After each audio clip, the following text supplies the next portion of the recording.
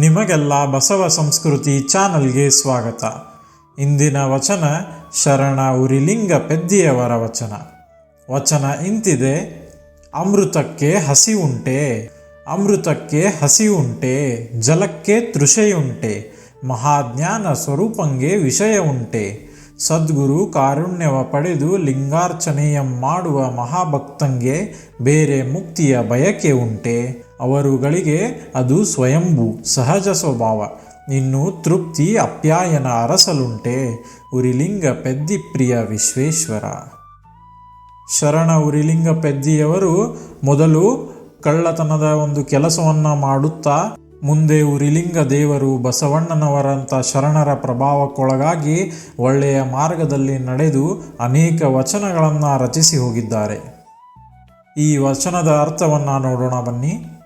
ಈ ವಚನದಲ್ಲಿ ಶರಣ ಉರಿಲಿಂಗ ಪೆದ್ದಿಯವರು ನಿಜವಾದ ಭಕ್ತಿ ಮತ್ತು ಸಾಕ್ಷಾತ್ಕಾರದ ಸ್ಥಿತಿಯನ್ನು ಶಕ್ತಿಶಾಲಿ ವಾಕ್ಚಾತುರ್ಯದ ಪ್ರಶ್ನೆಗಳ ಮೂಲಕ ವಿವರಿಸುತ್ತಾರೆ.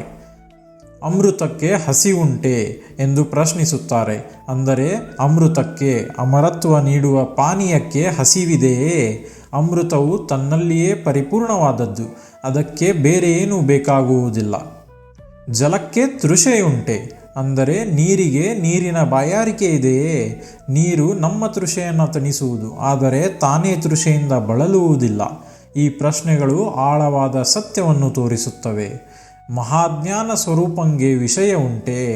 ಮಹಾಜ್ಞಾನ ಸ್ವರೂಪವಾದವರಿಗೆ, ಪರಮ ಜ್ಞಾನವನ್ನು ಪಡೆದವರಿಗೆ ವಿಷಯಗಳು, ಇಂದ್ರಿಯ ವಿಷಯಗಳು, ಭೌತಿಕ ಆಸೆಗಳು ಇರುತ್ತವೆಯೇ? ಜ್ಞಾನವನ್ನು ಪಡೆದವರಿಗೆ ಇಂದ್ರಿಯ ಸುಖಗಳ ಆಕರ್ಷಣೆ ಇರುವುದಿಲ್ಲ. ಸದ್ಗುರು ಕಾರುಣ್ಯವ ಪಡೆದು ಲಿಂಗಾರ್ಚನೆಯಂ ಮಾಡುವ ಮಹಾಭಕ್ತಂಗೆ ಬೇರೆ ಮುಕ್ತಿಯ ಬಯಕೆ ಉಂಟೆ. ಸದ್ಗುರುವಿನ ಕಾರುಣ್ಯವನ್ನು ಪಡೆದು ಲಿಂಗಾರ್ಚನೆಯನ್ನು, ಇಷ್ಟಲಿಂಗ ಪೂಜೆಯನ್ನು ಮಾಡಿಕೊಳ್ಳುವ ಮಹಾಭಕ್ತರಿಗೆ ಬೇರೆ ಮುಕ್ತಿಯ ಬಯಕೆ ಇದೆಯೇ? ಅವರಿಗೆ ಈಗಾಗಲೇ ಮುಕ್ತಿ ಸಿದ್ಧವಾಗಿದೆ. ಅವರುಗಳಿಗೆ ಅದು ಸ್ವಯಂಭೂ ಸಹಜ ಸ್ವಭಾವ. ಅಂದರೆ ಅವರಿಗೆ ಅದು ಪರಮಾನಂದದ ಅನುಭವ, ಸ್ವಯಂಭೂ ಸ್ವಾಭಾವಿಕ ಸಹಜ ಸ್ವಭಾವ ಮತ್ತು ನೈಸರ್ಗಿಕ ಸ್ಥಿತಿ. ಮುಕ್ತಿ ಅವರ ಸ್ವಭಾವವೇ ಆಗಿದೆ. ಅದಕ್ಕಾಗಿ ಮತ್ತೆ ಪ್ರಯತ್ನಿಸಬೇಕಾಗಿಲ್ಲ. ಇನ್ನು ತೃಪ್ತಿ ಅಪ್ಯಾಯನ ಅರಸಲುಂಟೆ. ಆ ದೇವರ ಶ್ರದ್ಧೆ ಸಾಧನೆಯಿಂದ ಶಾಂತಿ ಸಮಾಧಾನ ಪಡೆದವರಿಗೆ ಇನ್ನು ತೃಪ್ತಿಗಾಗಿ, ಸಂತೃಪ್ತಿಗಾಗಿ ಅಪ್ಯಾಯನವನ್ನು, ಊಟವನ್ನು, ಪೋಷಣೆಯನ್ನು ಹುಡುಕುವ ಅಗತ್ಯವಿದೆಯೇ? ಅವರು ಈಗಾಗಲೇ ಪರಿಪೂರ್ಣವಾಗಿ ತೃಪ್ತರು, ಸಂತುಷ್ಟರು. ಉರಿಲಿಂಗ ಪೆದ್ದಿಪ್ರಿಯ ವಿಶ್ವೇಶ್ವರ. ಹೇ ಉರಿಲಿಂಗ ಪೆದ್ದಿಯೇ, ನೀನೇ ಈ ಜಗತ್ತಿನ ಒಡೆಯ, ಹೇ ಶಿವನೇ.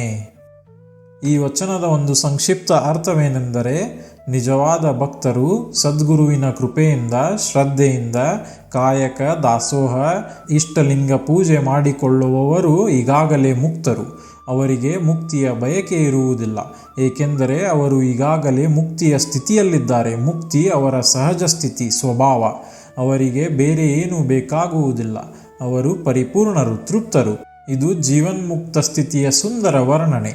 ಜೀವಂತವಾಗಿರುವಾಗಲೇ ಮುಕ್ತರಾಗಿರುವುದು. ನಾವು ಸತ್ತ ಮೇಲೆ ಕಾಲ್ಪನಿಕ ಸ್ವರ್ಗ ನರಕಕ್ಕೂ ಹೋಗುವುದರ ಆಸೆ ಇಟ್ಟುಕೊಳ್ಳುವ ಬದಲು ಈ ಜೀವನದಲ್ಲಿಯೇ ಬಸವಾದಿ ಶರಣರು ಹಾಕಿಕೊಟ್ಟ ಮಾರ್ಗದಲ್ಲಿ ನಡೆದರೆ ಕಾಯಕವೇ ಕೈಲಾಸ, ಕಾಯವೇ ಕೈಲಾಸ. ಶರಣರು ಮೆಟ್ಟಿದ ದರೆಯೇ ಪಾವನ ಕ್ಷೇತ್ರ. ಜೀವನದ ಮೊದಲು ಅಥವಾ ಸತ್ತ ನಂತರ ಏನಾಗುತ್ತೆ ಎಂದು ಯೋಚನೆ ಮಾಡುವುದನ್ನು ಬಿಟ್ಟು ಈಗ ಈ ಪರಮಾತ್ಮ ಕೊಟ್ಟ ಜೀವನದ ಬಗ್ಗೆ ಯೋಚನೆ ಮಾಡಿ ಚೆನ್ನಾಗಿ ಬದುಕಿದರೆ ಬಹುಶಃ ಸುಂದರ ಜೀವನ ಬದುಕಿದಂತಾಗುತ್ತೆ.